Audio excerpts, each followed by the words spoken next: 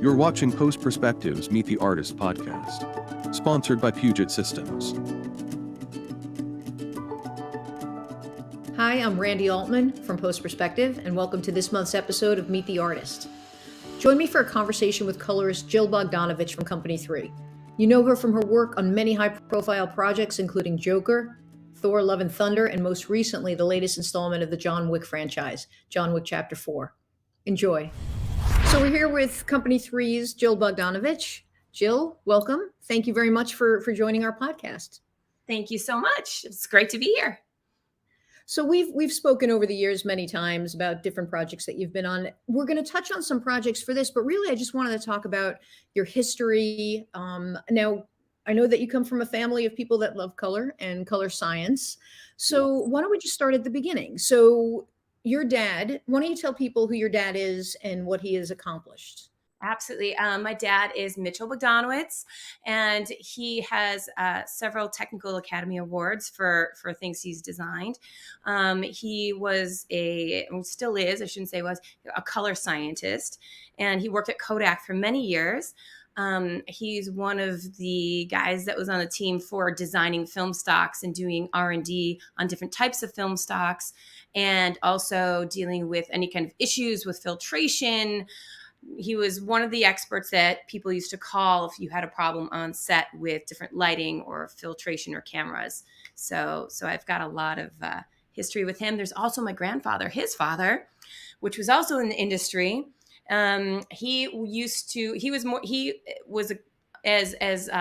Haskell Wexler once told me, was a crazy genius and would basically design cameras or basically retrofit lenses, retrofit things to be able to be used for what the cinematographer needed. So if you needed a camera turned into handheld, or you needed a certain lens that could be fit onto a different camera, my grandfather could machine it.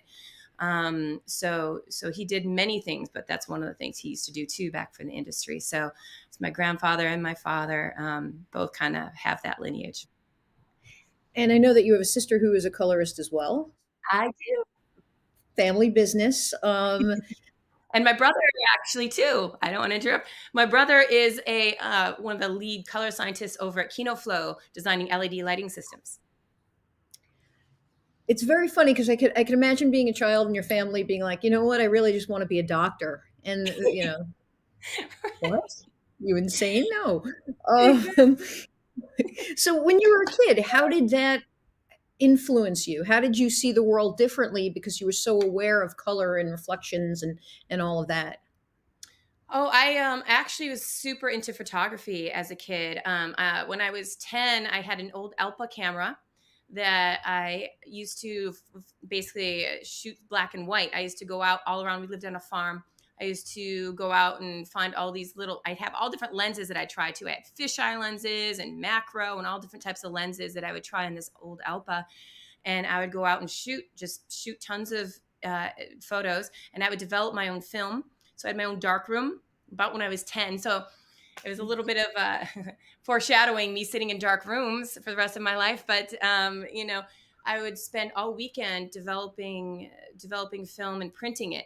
I had my own enlarger and learned how to develop. It was mainly black and white that I did. The color stuff was a little bit more intricate. I did have color chemicals and stuff, but mainly I did black and white. And so my father also has a photography background. So he taught me all of that, how to develop and print. And so that actually was the basis of my love for images and learning how to frame, ironically enough, it was all black and white. So it was a lot of contrast. I played with different filtration, changing contrast of my prints and that kind of thing. So that magic of watching that image appear under the red light was the beginning of my passion for all of that. I'm also a painter. So I used to draw and paint all the time. That was one of my, still is one of my passions. So just the drive and the love for beautiful images and how to create them has always been in my blood. And my father having more of the technical side, I'd see him, working on his computer late into the evening And I would always ask him, what are you doing? What's going on? And, he would describe film stocks and, why colors look different on this film stock versus that. And that also I was very aware at a very young age, just by experience with developing my own film and seeing his experience with film stock and how he designed things and what he paid attention to. All of that I just grew up with that. So I think that's a pretty big influence to what I do now. Absolutely. So, Yeah. was there any doubt that this was going to be your career path, or did you know at the time when you were young that there was a job as a colorist and that you could go and tell stories with color? So, how did you get to where you are now? I guess. Well, that's a good question too, because my job didn't really exist the way it is now. So when I turned 18, my father took me, he was coming out to California. At this time, I'm from upstate New York. So I was living in Rochester. Sure. And my dad was coming out to San Diego for an ACVL meeting, which was basically a technology kind of meeting. I don't know if they even exist anymore, but it was the industry professionals who were more technical getting together, talking about film and that kind of thing. So he decided to bring me with him since it was my birthday. So I came out to San Diego with my dad and was kind of a fly on the wall at the ACVL meeting with all of these industry giants at the time. And I remember somebody coming up to me saying, "Oh, what are you interested in doing, in college and everything?" I said, "Well, I really love art. I'm a painter and photography, but I also like to know how things work." So I was actually studying physics as well at the time. And so they said, "Oh, technical and art, that's like a perfect combination for a colorist." And I'm like, "Oh, what's a colorist?" Right. And so they started describing to me what it is. And at the time in Rochester, New York, Kyle Elvitt, who was my mentor, was a colorist in New York in the R&D division of Kodak. So they said, "Well, you should talk to Kyle." So I did. I talked to Kyle and I asked him some questions. Excuse me. I asked Kyle some questions, and he said, "Oh, this is how it works. We put film on the telecine and then I color." Sure. Anyway, that summer there was an internship open. I applied and I got the internship. So I ended up working very closely and asking many, many more questions to Kyle about how things work. And I got so much experience there working on at the time it was a Spirit. We had a Spirit scanner. We had also an old Rank. And then we had a Poggle connected to the Rank. We had a DaVinci 888 connected to the Spirit, all the old stuff. And so I got one-on-one hands-on experience. So Kyle would let me he'd work and I'd have to make a list of questions and then I'd ask him questions and and then I would go through and spend a lot of extra time on my own. After he was done, I would spend hours and hours learning how to figure out, how did he do that? How did this work? Why didn't it work that way for me? And it worked so easy for him, kind of thing. Just started trying to figure it out. And so I did that internship for a few years while I was finishing college. And then I went to art school in Italy. And for a semester, I lived in Siena and studied architecture and painting there. Yeah. And so while I was there, I lived there for about 8 months. It was a little over a semester. And just was so inspired by being surrounded by so much art and such a beautiful place. And then I got a call asking if I would come to LA because they need somebody with my experience. Because I also was doing some Perl scripting. I was doing, I knew all of the machinery.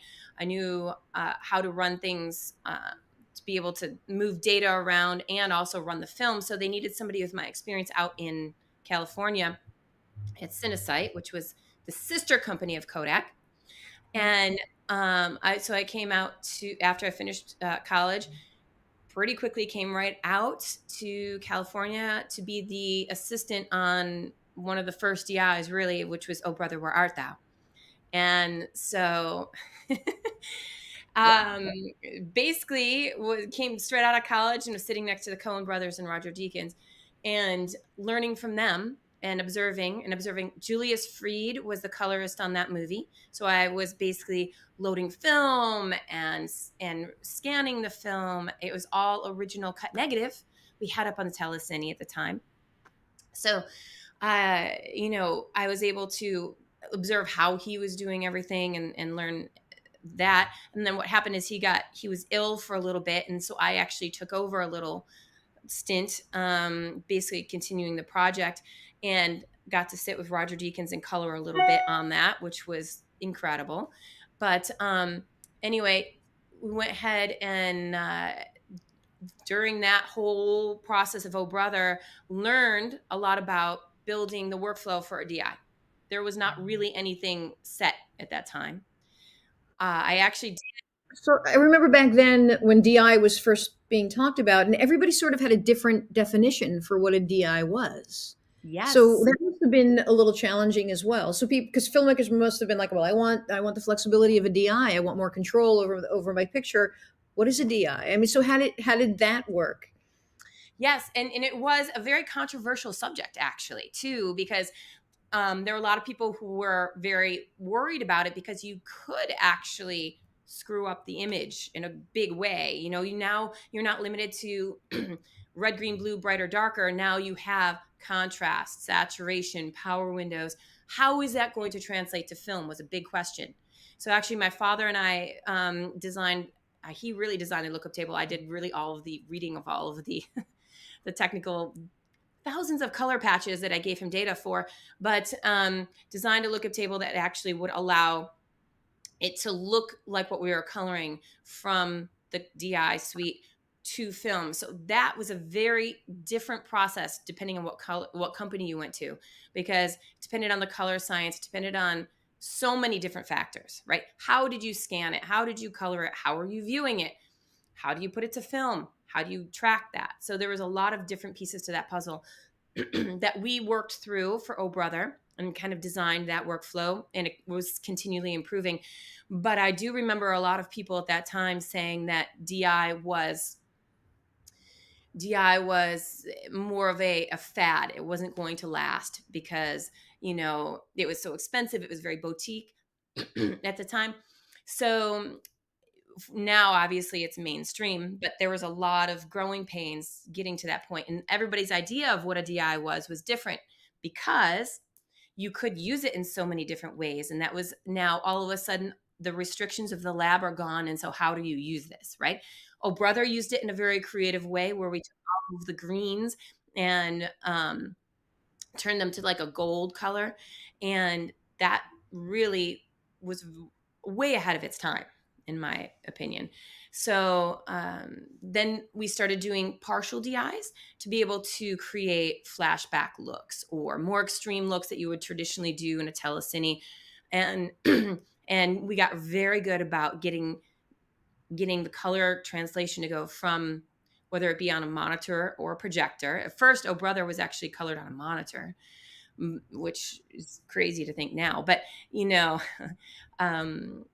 getting that color circle to close was a very difficult task. So every company did it differently. So some people would have great experiences like, oh, we went to whatever company and it worked out great and it came out perfect. Other people go to other companies and it was like, oh my gosh, what a nightmare. We spent so many hours in the DI and it didn't look anything like it on the film. So there was a lot of misinformation. There was a lot of different experiences because it wasn't a very cohesive process within the industry yet, right?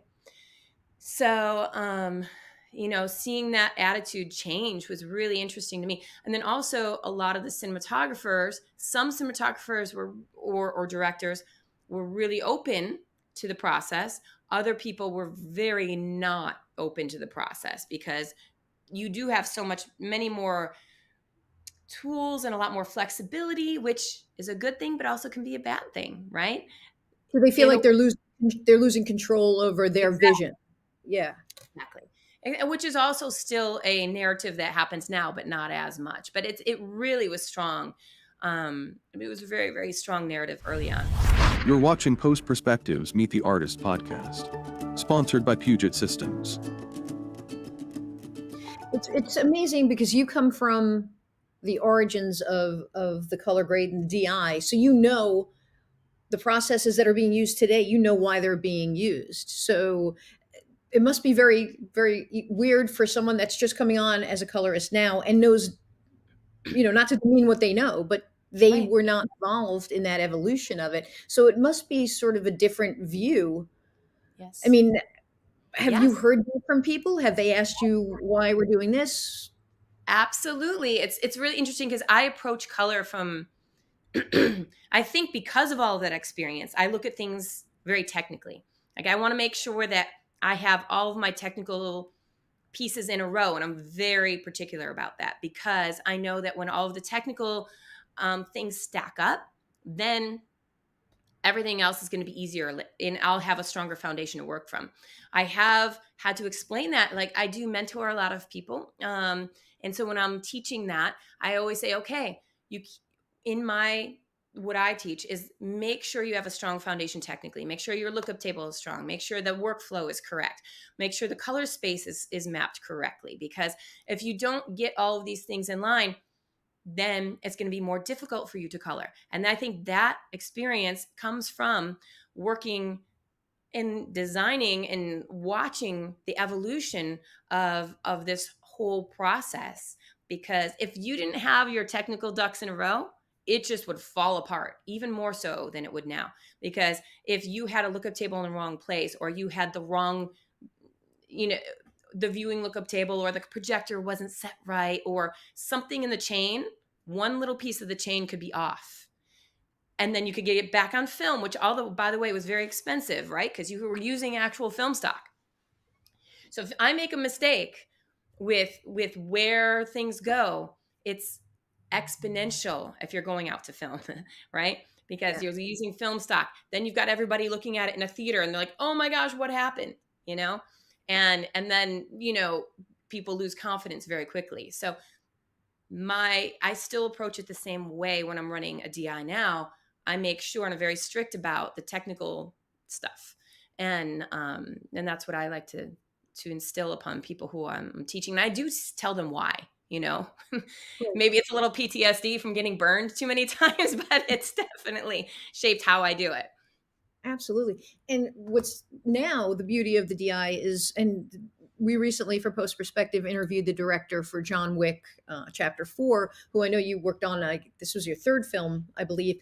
And he talked about getting you involved, way early, and how I think he said you created a lot just from the conversations that you guys had. So not only talk about John Wick, but also talk about the control and what you could show the DP and the director based on the look early on from the very beginning. Absolutely. And this is also something I've learned over the years is that the look of the dailies, or the look when you're shooting, right, is a communication tool. If you get that look correct early on, then everybody is seeing the same thing, right? So you've got the director, the cinematographer, visual effects team, producers, the whole world, right, that has been judging and looking at this image will all be on the same page. So Chad and I have worked together. I really enjoy working with Chad. He's one of the directors that I work with very closely in DI. He really enjoys the process, I think. He's very involved, and he's got a very strong vision. It's important to him to have really strong, beautiful images for his movies. And I love that challenge. I love being able to take it up a notch, and to do something a little bit different, and to support the story, right? And so since John Wick is a story, it is somewhat, in a way, a fantasy. It's very, a world. It's a world. It's his own world. So it's really fun to be able to create a look for that world. And yes, a lot of times with my movies, I will create a lookup table early on before they end up shooting. And then that way they have it on set and you can actually light to it. You can look at it. You can say, okay, yeah, this is working. And you can digest it from an earlier place rather than just getting to the very, very final end of the DI and then discovering things then. So I've done it for quite a few, for Chad for sure. Was able to see exactly what he's going to be getting, and then of course we took it to another level at the end anyway. And for Dan as well, who was shooting, who's brilliant, that allowed them both to have that cohesive feel. Also, I went into the editorial early on. He would show me things. He'd show me, okay, is this going to be a problem in the DI, or can we do this, or what can we do in visual effects versus what can we do in the DI? That kind of thing is really helpful to have me on board early on, because it helps define where does my job end and the visual effects take over, when there's always a bit of a handshaking there, right? So getting that conversation started early is also really great. And I think Chad is really great about that, getting everybody involved right from the very beginning, and making sure, okay, what can we do? He likes to know, what exactly are we working with here? What do I have to go do something over, or can we do it the way I want it? Am I going to get exactly what I want? And Right. so that bringing me in early really, really helps with all of those conversations. And it's become, over the years, this is something interesting, that wasn't the normal process for a very long time. Most of the time people would just shoot with a basic lookup table out of the camera and then bring it to me and discover the look, which politically could be very difficult, because whether it's better or worse, it doesn't even matter. People are getting used to the look of their movie, right? They're testing the movie, they're editing the movie, the producers see the movie, director, everybody on board is looking at that. And so then when you finally get to the DI, and maybe the cinematographer had a different vision to help tell the story, and we change it, then at that point it's got to be kind of it's a reframing of what their movie is going to be all of a Yeah. sudden. And sometimes it's positive, sometimes it's negative. But when you have this lookup table now, this is becoming more popular, this is a lookup table, which is like basically picking your film stock for your movie, but it's just you have more variables, right? Because I can pretty much do anything. But you can create that look early on. When you're shooting, you see it on the monitors on set, you see it in dailies. Visual effects gets that lookup table so they can create their worlds within that color space. And it's a great communication tool. And then it allows us at the very final end of the DI, like we did for John Wick, we did so many details. It really allowed us to do all the refining details, continually making it better, help refine the image, help refine the visual effects, help refine, the storytelling. He one thing that he pointed out was the cherry blossoms and getting the natural look of the cherry blossoms, but also being able to adjust the colors around that, um, which he was saying that you probably couldn't have done any other way. It was so he that was one scene that he pointed to, that you were able to sort of enhance the drama and the color and all of that. And but before I let you go, if you could just, what are some best practices in terms of working with a DP and a director? Everybody has a different language, right? So how do you know that their description is what you're hearing? I mean, do you prefer a lookbook? Do you prefer, films to look at? You're from a fine art background. Is it fine art? What do you prefer? Honestly, anything, because everybody communicates different, and everybody has a vision. Like, you could tell me I want it desaturated, and your version of what desaturated means, it will be totally different from the next person. So I always kind of joke that part of my job is to be a psychologist and get inside of people's heads Yeah. and understand what they mean, and understand their aesthetic, and understand what they love. So we do reference a lot of different things. Like Chad, we've referenced a little bit of work on why on John Wick, to be able to get those color separation, and to be able to get, rich colors, still filming. And so I understand what he means, when he says, I want it red, and I want it this color. And just like the cherry blossoms, he wanted those beautiful, light, beautiful tones of the cherry blossoms, but still wanted strong colors. And needed the greens, we needed the blues to offset those. And I always say that you need, to make something feel brighter, you need something else to be darker, because we only have so much room on a projector of brightness. So if you want it feeling brighter and shinier, bring something else down. So we all talk about different techniques, and I get in people's heads and understand, what do they mean? Do they mean contrast? Do they mean color contrast? Do they mean color separation? And by examples, whether it be lookbooks, other movies they've loved, styles they've loved, paintings they love, all of those things help me understand what they see. Very cool. Jill, thank you very much for joining us. Thank you for watching postPerspectives Meet the Artist podcast, sponsored by Puget Systems. For more information, please visit pugetsystems.com.